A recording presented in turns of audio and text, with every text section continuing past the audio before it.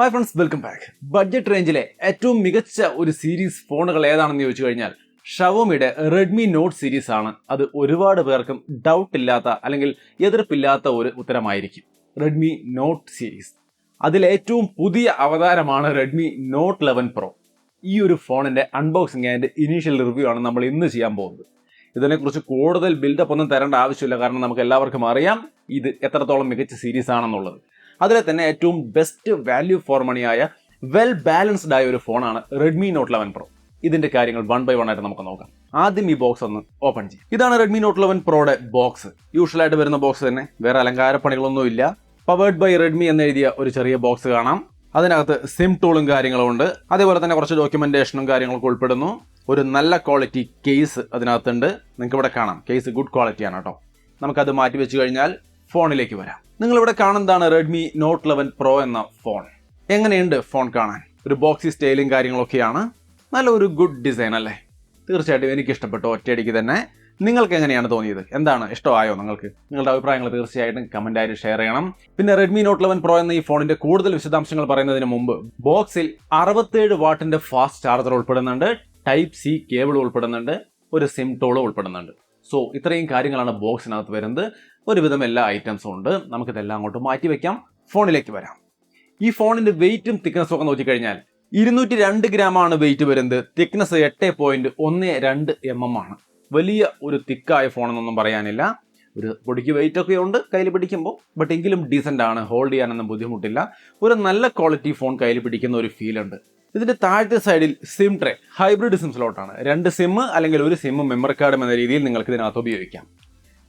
Type C port, main microphone, speaker grill, right സൈഡിൽ power button, fingerprint sensor integrate ചെയ്ത് വരുന്നു. Volume ബട്ടണുകളും കാണാം. Left സൈഡിൽ clean ആണ്, അവിടെ ഒന്നുമില്ല. ടോപ്പിൽ 3.5 mm ഹെഡ്ഫോൺ ജാക്ക്, സ്പീക്കർ, അതേപോലെ തന്നെ noise cancelling microphone, IR blaster. ഫ്രണ്ടിൽ നമുക്ക് ഇയർ പീസ്, അതേപോലെ തന്നെ punch hole camera setup, 6.67 inch വരുന്ന full HD+ super AMOLED display. ഇങ്ങനെയാണ് ഇതിന്റെ ഒരു ഓവർവ്യൂ. ഓവറോൾ ഇതിൽ നിന്ന് തന്നെ നിങ്ങൾക്ക് മനസ്സിലായിട്ടുണ്ടാവും ഒരു തരത്തിലുള്ള പോർട്സ് ആൻഡ് ബട്ടൺസും മിസ്സാവുന്നില്ല. പ്ലസ് ഡുവൽ സ്റ്റീരിയോ സ്പീക്കറും വരുന്നുണ്ട്. സോ ഒരു ഗുഡ് ക്വാളിറ്റി സെറ്റപ്പ് തന്നെയാണ് നമ്മൾ ഈ ഒരു ഫോണിന്റെ ഓവർവ്യൂ നോക്കി കഴിയുമ്പോൾ കാണാൻ സാധിക്കുന്നത്.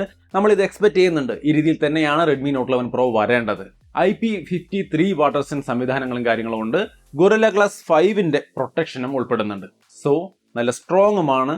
വാട്ടർ പ്രൂഫ് അത്യാവശ്യം ഈ റേഞ്ചിൽ കാണപ്പെടുന്ന തരത്തിലുള്ള ഒരു വാട്ടർ പ്രൂഫിംഗ് സംവിധാനങ്ങളൊക്കെ ഉണ്ട്. Overall decent. ഡിസ്പ്ലേ ക്വാളിറ്റി നിങ്ങൾക്ക് ഇവിടെ കാണാം. എക്സലന്റ് ഡിസ്പ്ലേ ക്വാളിറ്റിയാണ്. ഒരു തരത്തിലുള്ള ഇഷ്യൂസും ഇല്ല. 6.67 ഇഞ്ച് വരുന്ന ഫുൾ HD+ AMOLED ഡിസ്പ്ലേ ആണ്. റീഫ്രഷ് റേറ്റ് 120 Hz ആണ്. 360 Hz ടച്ച് സാമ്പിളിംഗ് റേറ്റ് ഉണ്ട്.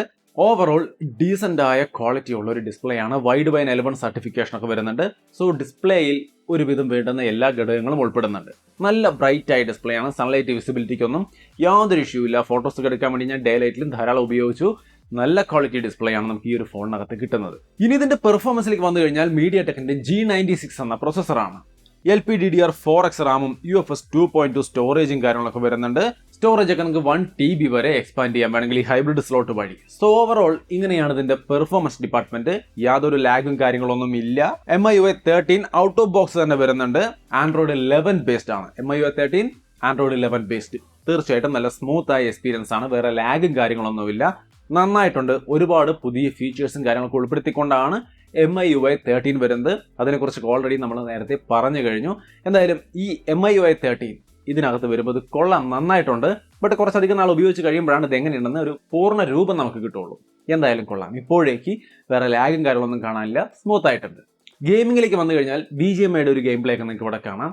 ലാഗും കാര്യങ്ങളൊന്നുമില്ല. വളരെ നൈസായിട്ട് വർക്ക് ചെയ്യുന്നുണ്ട്. സ്മൂത്ത് ആണ്.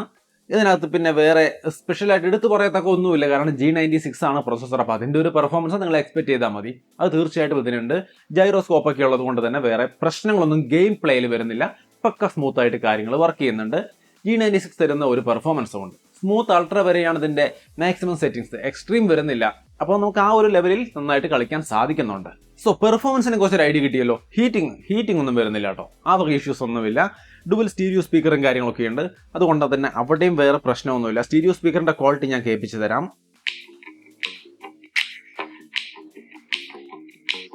താഴത്തെ സൈഡിൽ നിന്നുള്ള സൗണ്ടാണത്. ടോപ്പിൽ നിന്ന്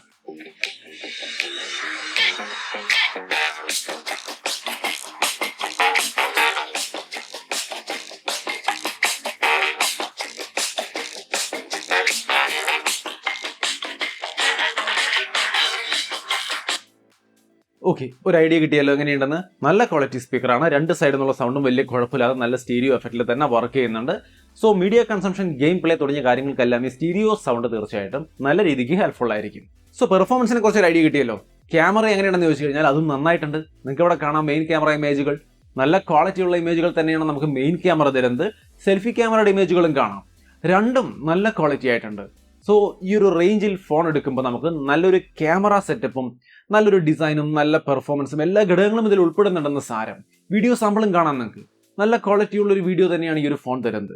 സോ ക്യാമറയുടെ സെക്ഷനിൽ എല്ലാം തന്നെയും നന്നായിരിക്കുന്നു. സെൽഫി ക്യാമറയുടെ വീഡിയോ അടക്കം നിങ്ങൾക്ക് കാണാം. ഇത് സെൽഫി ക്യാമറയുടെ ഒരു വീഡിയോ ക്വാളിറ്റിയാണ്. എങ്ങനെയാണ് ഇതിന്റെ ക്യാമറയുടെ ക്വാളിറ്റി എന്നുള്ളത് ഇപ്പോൾ മനസ്സിലാവുമെന്ന് വിചാരിക്കുന്നു. അത്യാവശ്യം ഒരു ഡീസൻ്റ് ആയ ലൈറ്റിംഗ് ഉണ്ടെങ്കിൽ ഈ രീതിയിലുള്ള ഒരു ക്വാളിറ്റി.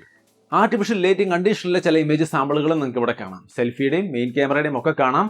ഓവറോൾ നല്ല ക്വാളിറ്റിയാണ് ഇതിന്റെ ഇമേജുകൾ, ഈവൻ ആർട്ടിഫിഷ്യൽ ലൈറ്റിംഗ് കണ്ടീഷനിലടക്കം.